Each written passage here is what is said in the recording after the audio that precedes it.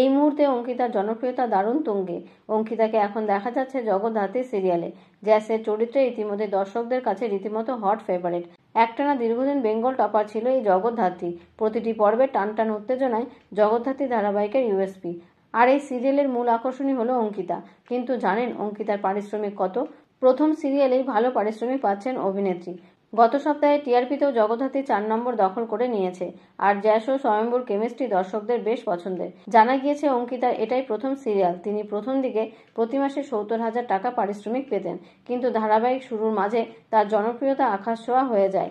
বর্তমানে তিনি পারিশ্রমিক পান 90,000 টাকা। ইন্ডাস্ট্রিতে একেবারে নতুন মুখ। প্রথম ধারাবাহিকেই সে বাজিমাত করেছে। দর্শকদের কাছে সে জনপ্রিয় হয়ে উঠেছে। তার বয়স মাত্র 21 বছর। এর আগে অভিনেত্রীকে দেখা গিয়েছে বিজ্ঞাপনের প্রচারে। সেখান থেকে এই ধারাবাহিকে অভিনয় করা।